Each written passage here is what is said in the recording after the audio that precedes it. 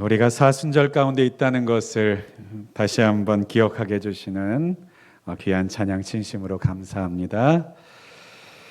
오늘은 우리 에베소서 4장 30절에 있는 말씀, 우리 성령을 근심하게 하지 말라라는 제목으로 오늘 이 시간 함께 하나님의 말씀 나누기를 원합니다. 우리가 교회 안에서 성령에 대한 이야기들을 하는 일들이 예전에는 흔치는 않았습니다. 특별히 기독교 역사 속에서 성령에 대한 언급, 성령에 대한 이야기들을 했던 시기들이 그렇게 길지 않고 많지가 않아요. 그것은 초대교회에서부터 그런 것은 아닙니다. 그 이유는 우리가 사도행전에 있는 말씀을 통해서 보듯이 사도들과 초대교회 성도들의 삶 속에서는요, 성령께서 얼마나 치열하게 그리고 뜨겁게 그리고 깊이 역사하시고 일하셨는지를 우리는 성경 가운데서 발견할 수 있기 때문입니다. 그런데요, 중세를 지나면서 로마 카톨릭을 거치면서 이 성령에 대한 것들이 많이 무시되고 소홀하게 되었던 부분들이 있었습니다. 그 이유 중에 하나는요, 그 중세를 들어서기에 앞서서 초대교회 시대에 많은 이단들이 있었는데 그 이단들과 변증하고 싸우기 위한 가장 큰 주제가 성령이 아니라 예수 그리스도의 신성과 인성, 하나님 되심과 사람 되심에 대한 증거와 토론과 변증들이 치열했던 시대였기 때문입니다. 그래서 예수님에 대한 것들을 증거하기 위해서 여러 가지 몰두하고 많은 것들을 집중하다 보니까 정작 성령 하나님에 대한 내용들과 그 교리에 대해서는요, 많이 다루지 못하였고, 그 이후에 기독교가 국교화가 되고 공식화가 된 다음부터는요, 이 성령에 대해서 언급하는 일들이 더 소홀해졌던 것이죠. 그러다 보니까 로마 카톨릭에서는 이 성령님의 자리, 성령님의 역할들을요, 때로는 사제직으로, 또는 신부들로, 때로는 교회와 또는 마리아로, 성인들로 대체해서 이해하고 생각하는 경우가 많이 있었습니다. 더 나아가서 최근에 있는 이단들도 마찬가지예요. 여러분, 우리나라에 있는 많은 이단들이 있습니다만 그 이단들이, 그 교주들이 차지하고 있는 역할과 자리가 어디냐? 바로 성령님의 역할들을 차지하고 있는 거예요. 보혜사의 역할을 감당하시는 그 성령 하나님의 자리, 역할들을, 그게 바로 나다, 그 역할을 바로 내가 한다라고 주장하는 것이 바로 이 땅 가운데는 수많은 이단들의 교리이고 수많은 이단들의 주장이기도 합니다. 그러나 그 가운데서 종교개혁은요, 그렇기 때문에 이렇게 종교개혁을 표현합니다. 성령의 교리를 재발견하는 시기. 종교개혁을요, 다른 것이 아니라 성령의 교리를, 성령께서 무엇을 하시는지에 대한 것을 재발견하는 시대가 바로 종교개혁의 시대라고 흔히 말하긴 합니다. 특별히 그 종교개혁자 중에 하나였던 그 존 칼빈이라고 하는 종교개혁자를요, 이렇게 표현하기도 하죠. 위대한 성령신학자다라고 하는 표현을 쓰기도 합니다. 그렇습니다. 우리가 성령께서 무엇을 하시는지, 어떤 역할을 하시는지를 아는 것이 얼마나 중요한지 모릅니다. 그 중요성에 대한 것을 설명하는 유명한 말 중에서 찰스 스펄전 목사님의 글을 제가 한번 인용해서 말씀드리고자 합니다. 이러한 글이 있어요. 성도가 갖고 있는 모든 것은 그리스도로부터 온 것이지만 오직 은혜의 성령이라는 통로를 통해 온 것입니다. 다른 모든 축복들도 이처럼 성령을 통해 우리에게 옵니다. 우리 안에서 거룩한 생각이라든가 경건한 예배 또는 인자한 행동과 같은 선한 것들은 성령을 통하지 않고는 전혀 나올 수가 없습니다. 설령 선한 씨앗이 우리 안에 심겨진다 해도 성령께서 우리 안에서 역사하시어 우리로 하여금 그의 선하신 뜻대로 행할 수 있도록 돕지 않으시면 그 씨앗은 그대로 잠자고 있을 것입니다 라고 말씀하셨어요. 그렇습니다. 성령께서 우리에게 하시는 일은요, 바로 하나님께서 우리에게 주신 약속과 일하신 뜻을 우리 속에서 적용하시는 역할을 합니다. 삼위 하나님께서는요, 우리를 향한 모든 계획들을 세우시고 만들어 가셨습니다. 그리고 그 계획을 누가 이루셨습니까? 예수 그리스도께서 십자가의 죽으심과 부활을 통해서 우리에게 이루어 주셨어요. 그러면 성령께서 이제 우리에게 하시는 일은 무엇입니까? 예수님이 하셨던 그 일을 각자의 사람들에게 각자의 삶 속에서 적용시켜 주시는 분이 누구시냐? 바로 우리 성령 하나님이시라는 것입니다. 하나님께서 행하시는 것은 하나이시지만 그것을 각자에게 가장 적절한 방법으로, 가장 적절한 표현으로, 가장 그 사람들에게 맞는 방식으로 적용시켜 일하여 주시는 분이 누구시냐? 바로 우리 성령 하나님이시라는 것을 여러분 꼭 믿으실 수 있기를 간절히 소망합니다. 그런데요, 이 성령 하나님이 이토록 중요하신 분이신데요, 오늘 에베소서 5장 30절에 있는 말씀에 보니까요, 이 성령을 어떻게 우리가 대하게 될 때가 있느냐? 30절에 있는 말씀을 보겠습니다. 하나님의 성령을 어떻게 하지 말라고요? 근심하게 하지 말라라고 말씀하고 있습니다. 근심하게 하지 말라. 이 성경의 원문을 찾아보면요, 근심하다라고 하는 표현은요, 슬프게 하다, 울부짖게 만들다라고 하는 뜻을 가지고 있습니다. 그러니까 단순히 걱정하게 만든다라는 뜻이 아니라요, 그 마음, 성령의 마음을 슬프게 만들기도 하고요, 애통하게, 그러니까 너무 슬픔을 견디다 못해서 그 슬픔을 곡하는 것으로 표현하도록 만드는 그런 것이 성령 안에 있을 수 있다는 거예요. 누구를 통해서요? 우리를 통해서요. 이것을 통해서 우리가 알 수 있는 것은 무엇이냐? 성령께서는요, 바로 인격을 가지신 분이라는 것입니다. 슬퍼하시기도 하고 기뻐하시기도 하고 즐거워하시기도 하고 안타까워하시는 바로 우리 성령 하나님께서는 인격이신 하나님이십니다. 때로는 이 성령 하나님 우리는 오해할 때가 있어요. 마치 이 성령 하나님이 인격이신 살아계신 하나님으로 생각하지 않고 어떤 에너지로 생각할 때가 있습니다. 그래서 우리가 성령의 충만함이다라고 하면요, 마치 핸드폰 배터리가 꽉 차는 것처럼 에너지가 차는 것으로 생각하는 분들이 있고, 어떤 분들은 성령의 은사를 생각해서 어떠한 능력이 우리에게 임하는 것을 성령이라고 생각할 때가 있습니다. 여러분, 성령은 능력이 아닙니다. 성령은 은사가 아닙니다. 성령은 어떤 에너지가 아닙니다. 성령은 하나님이십니다. 그 성령은 우리에게 힘을 주시기도 하고 은사를 주시기도 하고 능력을 주시기도 하시지만, 그 성령은요, 능력이나 에너지가 아니라는 사실을 여러분 꼭 잊지 않으시기를 간절히 소망합니다. 그래서 우리는요, 그 성령을 대할 때 성령께서는 우리의 행동과 우리의 마음을 따라서 반응하신다라고 하는 거예요. 오늘 본문에 있는 말씀처럼 근심으로 반응하시기도 합니다. 때로는 이 성령을 향해서 우리가 다른 행동들을 하기도 해요.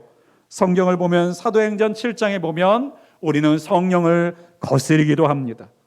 또 마태복음 12장에 있는 말씀에 보면 우리는 성령을 회방하고 모독하기도 합니다. 또 데살로니가전서 5장에 있는 말씀에 보면 우리는 성령을 소멸시키기도 한다라고 하는 것이죠. 그렇습니다. 성령께서는요, 우리와 상관없이 그저 존재하시는 분이 아니라 우리와 소통하시는 분, 우리의 행동과 마음과 신앙의 모습을 통해서 슬퍼하시기도 하시고 기뻐하시기도 하시는 분이 바로 우리 성령 하나님이라는 사실을 여러분 꼭 기억하실 수 있기를 간절히 소망합니다. 그런데요, 오늘 본문에는요, 이 성령을 어떻게 하지 말라고 우리에게 명령하고 계시느냐? 근심하게 하지 말라라고 명령하고 계시는 거예요. 특별히 이 명령은 어떤 이야기 속에서 나오는 것이냐? 바로 우리가 앞서 에베소서 4장 22절 이하에 있는 말씀을 나누었었죠. 유혹의 욕심을 따라 썩어져가는 구습을 따르는 옛사람을 벗어버리고 오직 심령으로 새롭게 되어 의와 진리의 거룩함으로 지음받은 새 사람을 입으라 라고 하는 이야기에 이어져가는 내용입니다. 그렇습니다.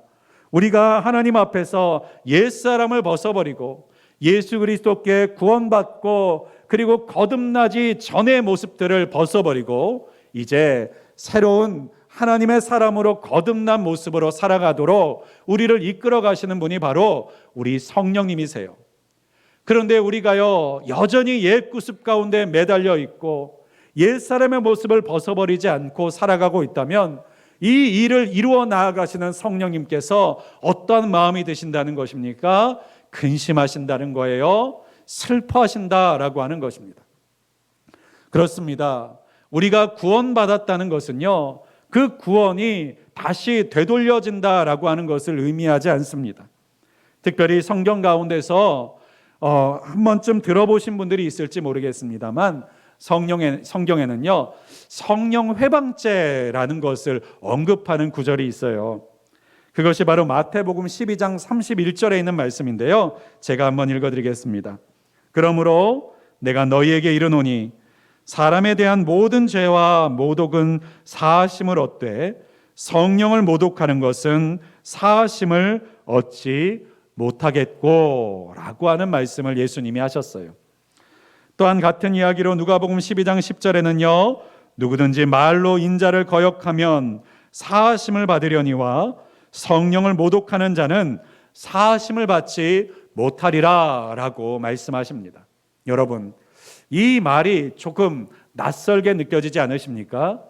왜냐하면 우리가 하나님께 회개하면 그것은 어떠한 죄라 할지라도 우리 주님께서 우리에게 용서해 주신다라는 것을 우리가 듣고 믿고 있지 않습니까? 그것이 아무리 험악한 죄라 할지라도 아무리 오랫동안 우리 가운데서 딱지가 않듯이 엉겨 있는 죄라 할지라도 우리가 진정으로 예수 그리스도 안에서 회개하면 용서받는다는 것을 우리가 기대하고 믿고 있습니다. 그런데요 그 가운데서 사심을 얻지 못하는 죄가 있다는 것은요 충격이 아닐 수 없습니다. 특별히 방금 읽어드린 말씀 가운데 모든 죄와 모독은 사하심을 얻되 성령을 모독하는 것은 사하심을 얻지 못한다. 여기서 모독하다라고 하는 이 표현을요 예전 성경 개역 한글 성경에서는요 회방하다라고 하는 표현을 사용하고 있습니다. 그래서 이 성경에 있는 표현을요 성령 회방죄라고 표현하고 있는 거예요. 그렇다면요 정말 성령을 회방하는 것은요 용서받을 수 없는 죄라는 것을, 우리 죄 가운데서는 하나님께 용서받을 수 없는 죄가 있다는 것을 알려주시려고 이 말씀을 하고 계시는 것일까요? 그렇지 않습니다. 이 말씀의 뜻은 무엇이냐? 우리가 인자 예수님의 말씀을 어길 때도 있다라는 거예요. 하나님의 계명을 어길 때도 있습니다. 그러나 그와 같은 것으로부터 어겼을지라도 회개하고 우리 주님 앞에 용서받을 수 있다는 거예요. 그런데 문제가 무엇입니까? 그 용서가 우리의 선택이 아니라는 거예요. 우리의 능력이 아니라는 것입니다. 우리의 결단이 아니라는 거예요. 그 회개가 누구를 통해서만 이루어진다는 것을 말하고 있느냐? 바로 성령을 통해서만 우리가 회개할 수 있다는 것을, 용서받을 수 있다는 것을 우리에게 말씀해 주고 계시는 거예요. 그러니까요 성령을 통해서 우리가 용서받을 수 있고 성령을 통해서만 우리가 회개할 수 있기 때문에 성령을 회방하면, 성령을 따르지 아니하면, 성령의 뜻과 인도하심을 무시하면 우리가 그 용서를 받을 수 없다라고 표현하고 있는 것이죠. 사랑하는 여러분, 우리가 회개하는 것도, 주님 앞에 나아가는 것도, 주님 앞에 예배하는 것도 모두 성령께서 우리를 인도해 주셔야만 한다는 사실을 여러분 꼭 기억하시고 믿으실 수 있기를 간절히 소망합니다. 더 나아가서 고린도전서 12장 3절에는요 성령으로 아니하고서는 누구든지 예수를 주라 할 수 없느니라 라고 말씀하고 있어요. 무엇을 아니고서는 예수를 주라 할 수 없다고요? 성령이 아니고서는 누구든지 예수를 주라 할 수 없다라고 말씀합니다. 그렇다면요 우리가 예수를 믿는다는 것이 무엇입니까? 내가 예수를 믿기로 작정하면 그때부터 예수님이 우리 가운데 찾아오시고 성령이 우리 가운데 일하시는 것이 아니라는 것을 우리가 이 말씀을 통해서 알 수 있어요. 우리가 예수 그리스도를 나의 구주와 주님으로 영접할 수 있는 이유가 무엇입니까? 성령이 우리 안에 이미 찾아오셨기 때문이라는 거예요. 여러분, 이것이 얼마나 놀라운 말씀인지 모릅니다. 우리가 예수를 믿게 된 것은요, 내 입으로 시인하고 고백하면서부터 시작한 것이 아니라 성령께서 우리의 입술로 시인하게 하시고 고백하게 하시고 예수 그리스도를 주라 말할 수 있게 하심으로 인하여서 우리의 구원이 시작되었고 하나님과의 동행이 시작되었다고 우리에게 말씀하고 계시는 거예요. 내가 시작한 것이 아니라 성령께서 시작하셨다는 것을 말씀해 주고 계시는 거예요.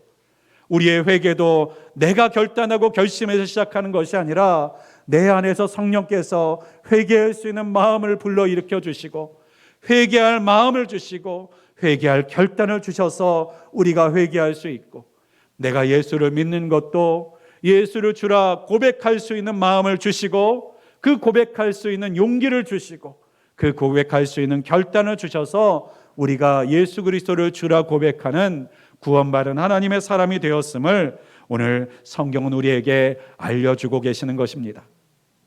그렇습니다. 그렇게 해요, 성령 하나님께서는요, 우리의 신앙을 시작하는 일에서 빼놓을 수 없는 분이십니다. 우리의 신앙을 시작하는 일에만 빼놓을 수 없는 분이 아니라 우리의 신앙을 이어나가는 일에 있어서도 빼놓으실 수 없는 분입니다. 여러분, 그렇다면 우리가 이 성령님을 인정하고 찬양하고 의지하는 것이 당연한 것이 아니겠습니까? 우리가 하나님을 정말 의지하며 산다는 것이 결국 무엇입니까? 우리와 함께 하시는 성령을 의지하면서 사는 것과 같은 말이라고 할 수 있지 않겠습니까? 특별히 성령께서는요, 저 먼 하늘 보좌 위에 앉아 계시는 분이 아니라요, 성경을 보면 우리와 함께하고 계시는 분이라고 말씀하고 계십니다. 여러분, 고린도서에 보면요, 우리를 하나님께서는요, 하나님의 성전이라고 부르십니다. 여러분, 우리가 왜 성전일까요? 우리가 귀해서요?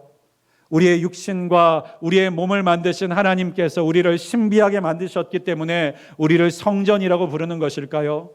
세상의 어떤 피조물보다 우리가 더 소중한 존재이기 때문에 우리를 성전이라고 부르실까요? 그렇지 않습니다. 우리를 성전이라고 부르신 이유는요, 우리 안에 하나님께서 거하고 계시기 때문이에요. 예전에 보면요, 그 조선시대 때, 특별히 임진왜란 때도 보니까요, 그 선조대왕이 있었을 때 임진왜란이 터지니까요, 그 임금을 비롯한 많은 신하들이요, 피난을 떠납니다. 그런데 왕궁을 떠나서 피난을 떠나다 보면요, 그 전쟁통이 아니에요. 거할 곳들이 마땅치 않은 경우가 얼마나 많이 있었겠습니까? 때로는 초가집에 머물러야 될 때도 있었겠지요. 지붕만 있어도 감지덕지 않은 때가 있었을 것입니다. 그런데요, 초가집이라 할지라도요, 왕이 그 초가집에 머물게 되면 그 초가집은 뭐가 되는 거예요? 왕궁이 되는 것입니다. 궁궐이 되는 것이에요. 여러분, 겉으로 화려한 것 때문에 궁궐이 아니라 그곳에 왕이 거하면 그곳이 왕이 거하는 궁궐이 되는 것입니다.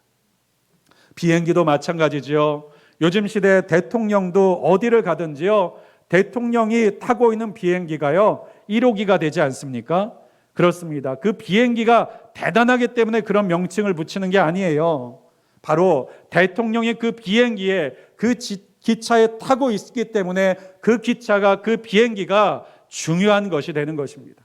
마찬가지로 성령께서 우리 안에 내주하게 되시고 성령께서 우리 안에 거하게 되셨기 때문에 우리를 하나님께서는 귀하게 여기시며 성전이라고 부르시는 것입니다. 그 성령께서 지금 우리 안에 내주하고 계시는 줄을 믿습니다. 보혜사 되시는 성령께서 우리 안에 예수 그리스도를 믿는 모든 사람들의 심령 가운데 함께하고 계시다는 거예요. 이 성령께서 우리 안에 거하심으로 인하여서 이 성령께서는 우리가 어떤 생각을 갖고 있는지, 어떤 삶을 살아가고 있는지, 우리의 인생과 삶 가운데서 어떠한 것이 가장 필요한 것인지를 누구보다도 잘 아시는 분으로 우리와 함께하고 계시다는 사실을 여러분 꼭 기억하실 수 있기를 간절히 소망합니다. 그러한 우리 성령이 함께 하시지 않고서는요, 우리의 신앙의 여정을 나아갈 수 없습니다. 우리는요, 우리의 힘과 우리의 능력으로 우리의 인생과 삶을 구원의 길로 이끌어갈 수 없는 사람이에요. 그래서 우리는 날마다 성령을 의지하고 성령을 붙들어야 하는 사람입니다. 그런데요, 때로는 우리가 그 성령을 근심하게 하고 있다는 거예요. 여러분, 왜 근심하게 하시겠습니까? 우리가 그 성령의 뜻과 성령의 마음을 온전하게 쫓지 못하고 있기 때문이겠죠. 여러분, 신앙생활을 잘하는 방법이 무엇입니까? 성경을 많이 읽으면 되는가요? 때로는 우리를 더 쳐서 복종시키면 되는가요? 내가 더 열심을 내면 되는가요? 하루에 24시간을 더 세밀하게 쪼개서 더 많은 일들을 하면 되는가요? 여러분, 우리가 신앙생활을 잘할 수 있는 방법은요, 더도 덜도 아니라 성령 하나님을 근심시키지 않는 신앙생활을 하면 되는 것인 줄을 믿습니다. 우리가 우리의 욕심과 우리의 열심으로 더 하는 것이 중요한 것이 아니라 성령을 근심하지 않게 하는 것이 가장 중요한 신앙생활의 기준이라는 것을 여러분 꼭 기억하시기를 바랍니다. 요즘에 우리가 새벽 기도 때 사도행전의 이야기를 나누고 있어요. 특별히 오늘 새벽에는요, 사도행전 9장에 있는 사울에 대한 이야기를 나누었습니다. 여러분, 사도 바울입니다. 그 사도 바울의 원래 이름이 사울이었는데요, 이 사울이 어떤 일들을 하였느냐? 스데반 집사, 예수 그리스도를 믿는 7 집사 중에 하나였던 스데반 집사를 돌로 쳐서 죽였던 사람입니다. 그런데 그것으로 만족하지 않고요, 또 유대 곳곳을 다니면서요, 예수 그리스도를 믿는 사람들을 사로잡아서 감옥에 가두는 일을 했던 사람이 바로 이 사울이라는 청년이었습니다. 그런데요, 그의 예수를 믿고 나서 그의 신앙의 고백들을 살펴보면요, 그가 왜 이러한 일들을 했느냐? 하나님을 향한 열심을 가지고 했다는 거예요. 여러분, 충격적이지 않습니까? 그가 왜 예수 믿는 자를 핍박했습니까? 왜 예수 믿는 자를 돌로 쳐서 죽게 했습니까? 하나님을 사랑해서요. 하나님을 향한 열심이 있어서요.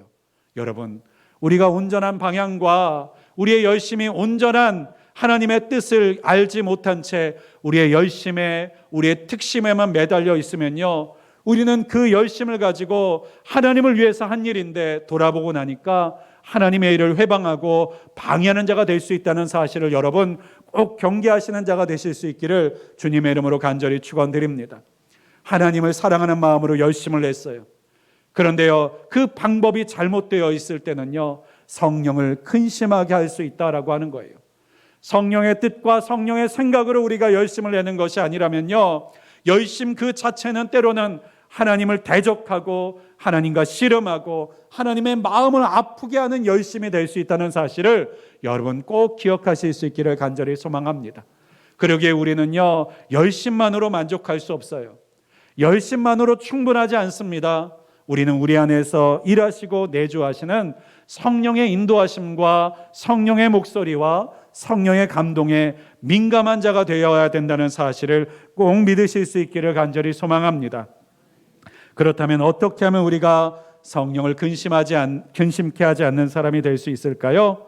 먼저는 31절에 있는 말씀을 우리가 살펴보기를 원합니다. 우리 31절 말씀을 우리 한 목소리에 함께 읽어볼까요? 함께 읽겠습니다. 너희는 모든 악독과 노함과 분냄과 떠드는 것과 비방하는 것을 모든 악의와 함께 버리고 아멘. 우리가 성령을 근심하게 하지 않기 위해서 우리에게 말씀하시는 것이 무엇이냐? 모든 악독과 노함과 분냄과 떠드는 것과 비방하는 것을 모든 악의와 함께 버려라. 특별히 이 말씀 가운데 악이라는 표현에 주목하고 싶어요.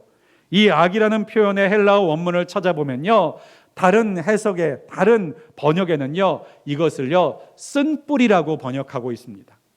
악이라는 말이 무슨 뜻이라고요? 쓴뿌리라고요. 여러분, 쓴뿌리가 무엇입니까?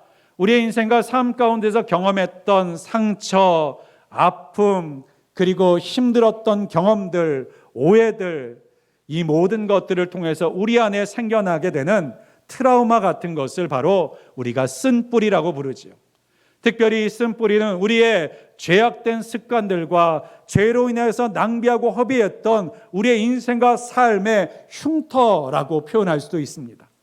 그런데요, 이 쓴뿌리 때문에요, 무엇이 생겨난다는 것이에요? 악독과 노함과 분냄과 떠드는 것과 비방하는 것들이 우리 속에서 일어날 수 있다는 것이고, 이 쓴뿌리 때문에 하나님을 근심하게, 성령님을 근심하게 만들 수 있다고 우리에게 말하여 주고 있는 것입니다. 사랑하는 여러분, 어떤 분들은 그렇게 말씀하실 수도 있어요. 아니, 세상 살아가면서 상처 없이 살아가는 사람이 어디 있습니까? 아픈 기억과 경험 없이 살아가는 사람들이 어디 있습니까? 실망하고 낙심한 기억 없이 살아가는 사람들이 어디 있습니까? 라고 말하실 수도 있어요.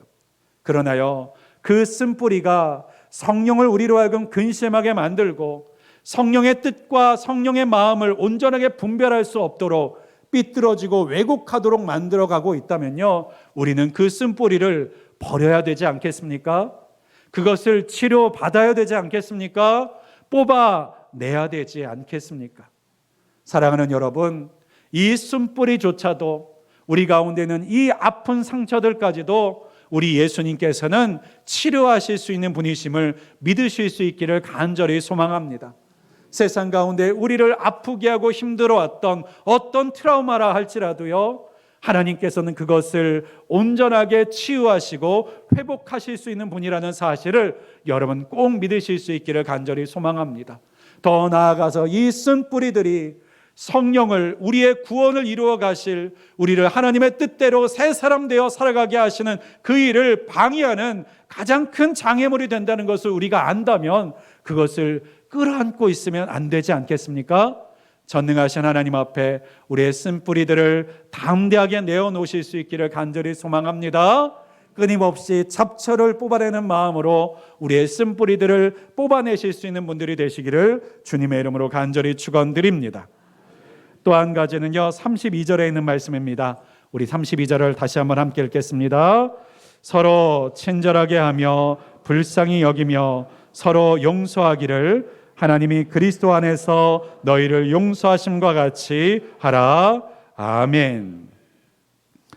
32절에는요, 우리에게 이렇게 명령하십니다. 서로 친절하게 대하고 불쌍히 여기고 서로 용서하는 것이 누구와 같이 하라고요? 하나님이 그리스도 안에서 너희에게 하시는 것 같이 하라. 결국 하나님께서 우리에게 어떻게 하고 계시다는 거예요? 친절하게 대하고 계시다는 거예요. 불쌍히 여기고 계시다는 거예요. 용서하고 계시다라고 하는 것입니다. 그런데요, 이것을 왜 우리에게 하라고 하시는가요? 우리는 그저 받기만 하면 되는 것이 아닌가요?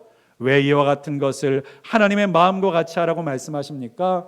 같은 마음을 가져야 하나님이 하시는 것이 이해되기 때문이에요. 여러분, 어린 시절에 형제들이 많은 집 가운데서 보면요, 때때로 부모님들이 어떤 자녀에게 특별한 사랑이나 특별한 베품을 주시는 경우가 종종 있는 경우가 있습니다. 그러면요, 다른 형제들은요, 그 아이를 보면서, 부모님을 보면서 원망을 합니다. 왜 제에게만 저렇게 해주세요? 왜 제에게만 저렇게 돌봐주시고 챙겨주세요라고 하는 오해와 불만들이 생겨요. 그런데 많은 경우에는요, 그러한 일들이 있습니다. 그런 얘기 들어보셨어요? 아픈 손가락이라고 하는 표현이요. 잘하는 자녀는요, 오히려 든든하고 마음에 너무나도 편안하고, 하지만 제대로 못하는 자녀, 제대로 자리 앞가림 못하고 있는 자녀를 몰아보면 더 마음이 가고 더 안타깝고 뭐라도 더 해줘야 될 것 같은 마음이 드는 거예요. 그런데요, 똑같이 공평하게 형평성을 갖고 대해주기를 원하는 자녀들의 입장에서는요, 그게 차별처럼 느껴지는 것이죠. 나를 덜 사랑하는 것처럼 여겨져서 부모를 오해하는 경우가 생기기도 한다는 것입니다. 그런데 그것을 언제야 깨달을 수 있습니까? 부모의 마음을 알 때예요. 왜 부모가 그 아픈 손가락들을 더 신경 쓸 수밖에 없는지, 마음을 쓸 수밖에 없는지를 알게 될 때, 그 마음을 알게 될 때 그러한 행동을 이해할 수 있게 되는 것이 아니겠습니까? 우리가 하나님을 향한 마음도 마찬가지입니다. 하나님, 왜 이 세상을 이대로 그대로 두세요? 하나님, 왜 저 악한 사람을 그대로 내버려 두세요?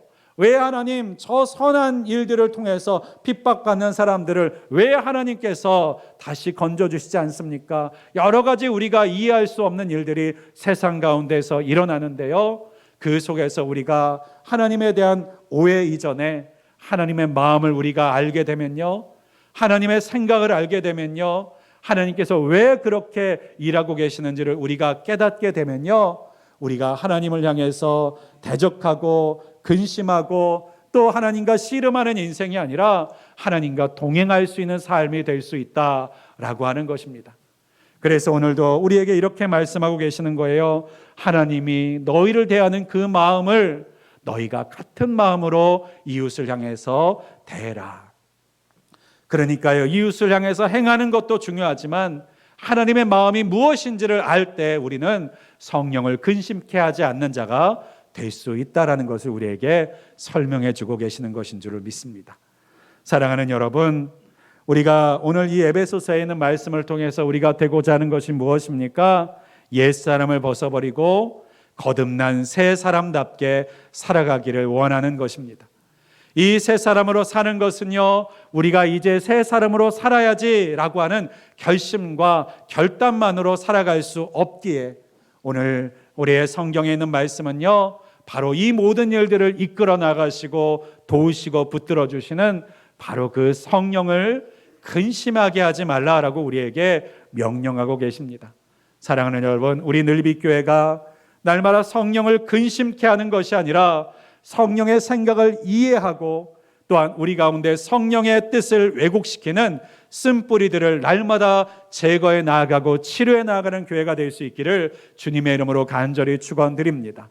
내 힘과 내 의지가 아니라 내가 주님을 고백하기 이전부터 내 안에서 일하시고 역사하시며 이 구원을 이루어 나아가시는 성령 하나님을 근심시키지 않고 성령을 시원케 하시는 저와 여러분이 되실 수 있기를 주님의 이름으로 간절히 축원드립니다. 그렇습니다. 우리는 거듭나 새 사람이 되었다는 것은요, 옛사람으로 돌아갈 수 없다라고 하는 거예요. 그렇습니다. 우리의 구원은요, 이제 다시 구원에서 떨어질까, 지옥불에 떨어질까 우리가 걱정하는 신앙을 생활을 하는 것이 아니라 하나님께서 우리에게 지금 두신 것은요, 이제 더 이상 구원받지 못할까 두려워하는 인생이 아니라 구원받은 인생답게 살지 못할까, 그것을 우리가 주목하고 그것에 집중하는 인생을 살도록 우리를 부르셨다는 사실을 여러분 꼭 기억하실 수 있기를 간절히 소망합니다. 그렇습니다. 우리의 인생과 삶은 이제 예수 그리스도를 믿은 사람에게는요, 더 이상 구원받지 못할 것을 두려워하는 인생이 아닙니다. 구원하신 하나님께서는 그 구원을, 우리를 향한 구원을 실패하지 않으실 것입니다. 우리 하나님께서는요, 구원받은 우리를요, 마귀에게, 세상에게 빼앗기지 않으실 것입니다. 그러나 우리에게 남겨진 것은 무엇입니까? 구원받았지만 하나님께 쓰임받지 못하는 것이에요. 구원받았지만 새 사람으로 살아가지 못하는 것이에요. 하나님께서 이 놀라운 구원을 우리에게 주셨지만 우리가 그 주시는 하나님의 놀라운 은혜, 의와 희락과 평강을 누리지 못한 채 세상의 죄인들과 똑같이 고통하며 괴로워하는 인생을 살게 되는 것을 우리는 경계하고 두려워해야 될 줄을 믿습니다. 그렇게 하지 않기 위해서 여러분, 성령을 근심시키지 않고 성령을 슬프게 만들지 않는 신앙생활 하실 수 있기를 주님의 이름으로 간절히 축원드립니다. 성령을 인정하실 수 있기를 바랍니다. 성령의 말씀에 귀 기울이시기를 바랍니다. 성령의 감동하심에 민감하시기를 바랍니다. 성경의 말씀에 즉각적으로 순종하시는 저와 여러분 되시기를 주님의 이름으로 간절히 축원드리겠습니다. 기도하겠습니다. 전능하시고 분명히 살아계신 하나님 감사합니다.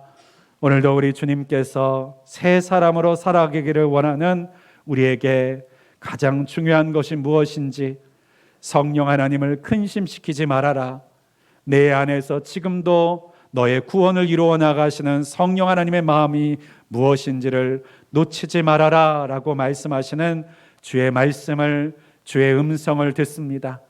하나님, 우리가 주를 믿고자 작정하기 전부터 우리를 예수 그리스도를 주라 시인할 수 있을 수 있게 우리에게 먼저 찾아와 주시고 우리 가운데 먼저 임하여 주신 성령 하나님, 지금도 우리 주님을 근심시키지 않고 주님을 기쁘시게 하는 우리의 신앙과 삶이 되기를 소원하며 이 시간 우리 주님을 높여드리기를 원하고 주님을 의지하기를 원합니다. 하나님, 우리가 주님을 향한 시선을 놓치지 않는 자가 되게 하여 주십시오. 세상에서 우리가 아무리 분주하고 바쁠지라도 성령 하나님을 놓치지 않게 하여 주시고 성령을 근심시킬 만한 일들을 우리 가운데 담지 않도록 도와주셔서 날마다 우리가 하나님을 기쁘시게 하는 자로, 우리 늘빛교회가 날마다 하나님을 시원케 하시는 자로 사용되어지는 하나님의 사람들 되어질 수 있도록 주여 우리 가운데 함께하여 주시고 우리 가운데 더 놀랍게 역사하여 주시옵소서. 예수 그리스도의 이름으로 간절히 기도하였습니다. 아멘.